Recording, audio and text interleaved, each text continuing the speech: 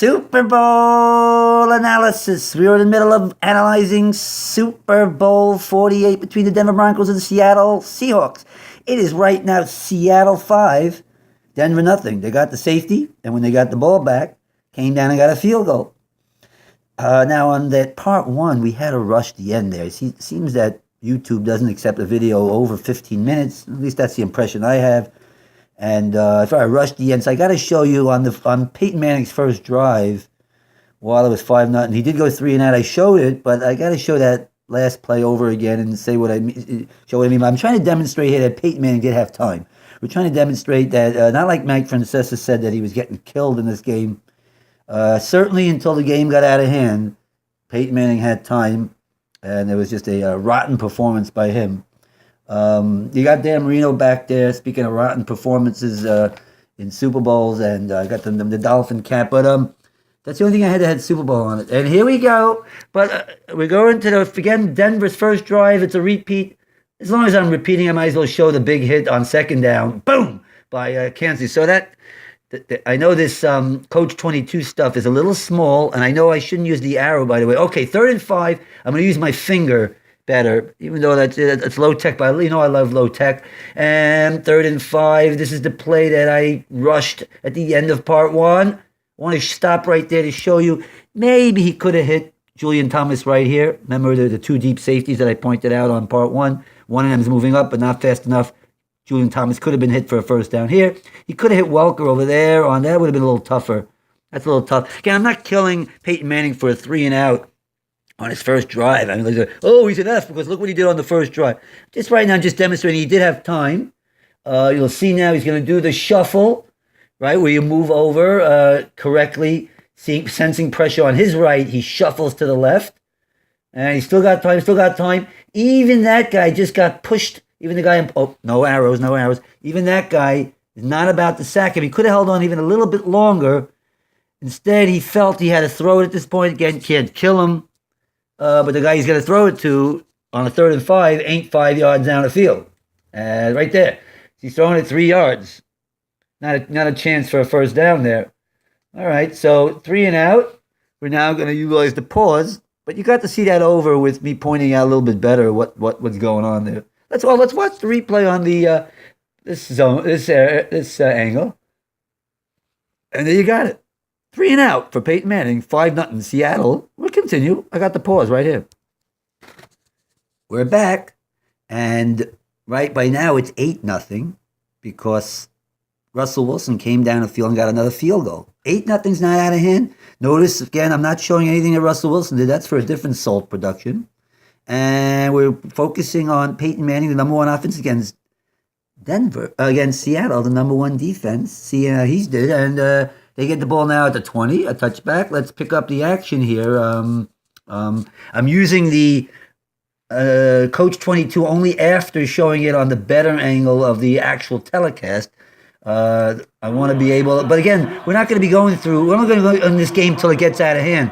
So don't worry if I keep showing it. Well, it looks like I'm showing every play. I'm going to spend an hour and a half on this. No. This is going to be quicker because it's going to be out of hand soon. But I do want to utilize both the regular telecast and the Coach 22. Back to pass. Remember I told you that they had been playing too deep safety, and that one of them wasn't, but too deep not.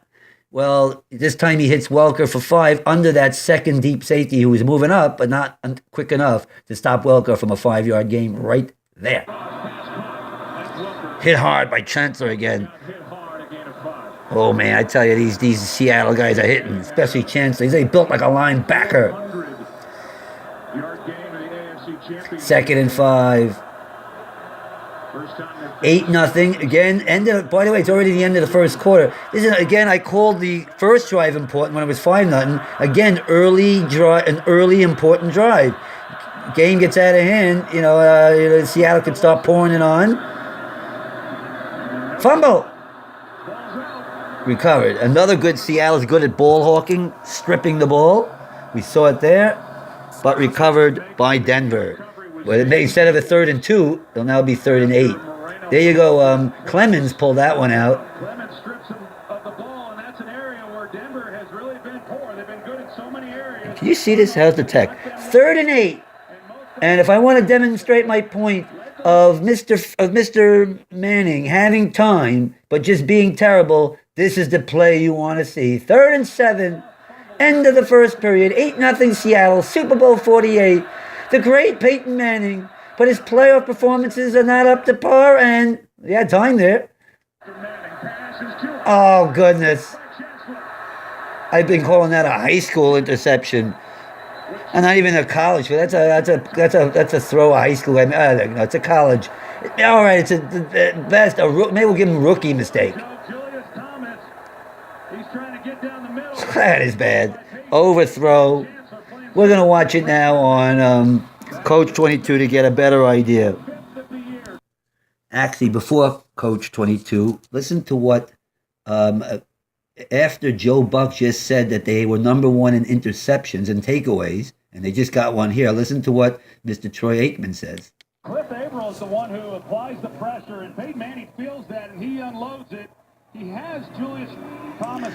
Did you hear that? He says he felt that pressure. Well, if he felt that pressure, again, that's a rookie mistake because he moved up like any other quarterback would. So I disagree with Troy Aikman. I mean, he feels that maybe he did feel that pressure, but if he did, don't say that therefore it was the pressure that caused that interception. It's Peyton Manning's bad throw that caused that interception. Back to pause. Okay, we're watching over that drive now on Coach 22. I hope you could see it. It's a little bit smaller. All right, that was the play. Remember I showed you that they were playing 1 deep. Get that ant. We got an ant on the field. This was the 2nd deep because that's Richard Sherman over here covering man-to-man Demaryius Thomas. The 2nd deep was actually a fake. Was not too deep, not because he's moving up quickly, but not quick enough. Manning was able to plant Welker inside that zone area and hit Welker for 5. And a hard hit from Chancellor. You'll know he's there. Okay, we'll get to watch it again. Oh, no, let's fast forward past that. Okay, 2nd and 5. The handoff and the fumble. There goes the ball. Alertly covered by Denver. So now 3rd and 7. We will fast forward. And there you go, 3rd and 8, actually. 3rd and 8. All right, now on this one, I would like to point out that that's Chancellor playing deep. Usually Chancellor's been up close, and Earl Thomas has been the one back there. Earl Thomas this time is actually blitzing. Earl Thomas, I believe that's Earl Thomas. I looked through this, I prepared this. I don't think that's all. Yeah, that's Richard Sherman. They got man-to-man over here on the 2 stack. Denver went with a double stack. We got 2 here, 2 receivers there. They're being covered man. They are blitzing. So how many guys is Seattle sending? 1, 2, 3, 4, 5, 6. They're sending 6. And Denver's leading back 6 to block. The running back staying back. So it's man-to-man. 1 back is Chancellor. Okay, now, does Peyton Manning read a blitz? I don't know. Again, I'm not going to sit here and say, oh, he should have read the blitz. There wasn't going to be any pressure anyway, accordingly, right? He's not going to be, this interception is not going to be because of the pressure. But he does have man-to-man here. Man-man coverage with Chancellor back as a deep safety. Let's see what happens. Let's roll that tape. Okay, Troy Aikman claims that it was Averill coming around that forced man that he had in his mind. Again, maybe he's right, Troy Aikman. But if Peyton Manning had him in his mind, that's his problem. That's rookie type stuff. You know, you move up, you make the throw. And now look, he's throwing it. Now we can see the secondary now. We can see that he's throwing it before Thomas had a chance to even turn. Well, let's go a little bit. I don't know if you can see all this. Oh, he threw the ball. He's already thrown the ball. And he hasn't even turned to see that it is being thrown. He hasn't made his cut left yet, Julian Thomas. My finger's in the way. And still, Chancellor's way back here. It would have to be a severe overthrow for it to be an interception, and that's what it ended up being, an overthrow. He's anticipating Thomas making a cut that fast. That's a bad throw. Even if Julian Thomas is supposed to be making that cut, the ball's still overthrown. All right, so let's roll it. There you go. That's overthrow. That's a Peyton Manning mistake. That's a rookie mistake. That's a bad interception by Peyton Manning. Let's pause. You see it better over here, so I quickly put it on. Yeah, you see how badly overthrown that is? Pause. Okay, by this time it's 15-0 because Russell Wilson now took him down the field after Denver's 3 and out, scores a touchdown, 15-0. 15-0 is not out of hand, so we're going to continue showing. Because now Peyton Manning is about to put together his first drive of the day, a couple of first downs, and let's see what happens. Let's listen to what Troy Aikman has summarizes how Denver's done on offense against Seattle's defense till now. As Peyton Manning, I mean, what have we seen here so far? What's going on with the Denver offense, the Seattle defense? Well, what we've seen so far, Joe, is this Seattle defense is just playing at a faster clip than Denver is offensively. We know how Seattle plays when they're in Seattle, but they're a fast-flowing defensive unit, and they have just come out here and played at a much faster level. I would agree with that. They've been faster, more athletic, flying around, and that therefore, and that I would agree with everything Aikman said till this point. And let's pick it up. Third drive, third time. Well, actually, the fourth time if you include the safety. Of course, they had the ball. This is the fourth time Denver's had the ball. They've had a safety, a 3 and out, and a 3 and out. They're one of their staples. The bubble screen works for 7. Keep it moving. Now they want to go get a little rhythm. Oh, another bubble screen type. Whoa, hard hit there. 3rd and 2. Whoa, that was Brian Maxwell. That's another guy, not Thurman. Maxwell. I think I missaid the name Thurman. He may be on the team also. But Maxwell, he's one of their cornerbacks that they had then. Man, it's hard to remember these names. 5 of 6 so far, 19 yards on one very bad interception for Peyton Manning on a 3rd and 1. He's all about Omaha. I didn't even heard of Omaha yet. It's so loud there. And it was in New York, but I keep saying New York. It's New Jersey technically, right? Somebody gonna actually comment and go, they didn't play in New York, they played in New Jersey. New York, New Jersey, same thing. And a first down on a run. At that first down. Let's get some rhythm. No huddle. Down 15-0. Early stages, 10 minutes left, second quarter. Super Bowl 48. Nice little 7-yard cross pattern. He had time there. It was a quick release. 2nd and 3. Now Peyton Manning getting a little bit of the rhythm. Remember this year, in the year that we're watching, he threw for 54. Watching Decker there, one of his weapons, 55 touchdowns.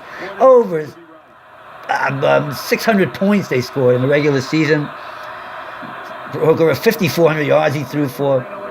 There's another first down, I believe. Yep. No, they're calling it 3rd and 1. 3rd and 1. 3rd and 1. 3rd and inches. Boy, a first down would be big here. Get a couple of first downs. Get back into the game. Whoa, Thomas went backwards, but then went forwards. Made a mistake at first. Almost lost that first down, but he got it. All right, so they've used the bubble screen now 3 times. That one was just for 1 yard. That's all he needed was 1. Peyton has time there. All right. I'm calling that Peyton's fault. And so does Troy Aikman. Let's see what Aikman says there, and let's see a replay on that. Well, that should get Earl Thomas's attention, Joe, because I know in visiting with him, he was questioning a little bit the arm strength of Peyton Manning and hadn't seen. He has time, moved up into a good spot where he's got to run.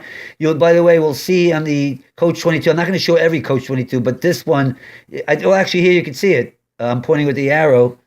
Demarius Thomas. This is something Manning should have hit. But I rudely interrupted Troy Aikman, who's saying that Earl Thomas had questioned his arm strength. But here you see, again, at that time, yeah, there you go. There's a throw that beat Earl Thomas. They're behind Earl Thomas there. And because it's already 14:30, I told you, YouTube doesn't go over 15. We'll just hold it there. As finally he's putting together some first downs.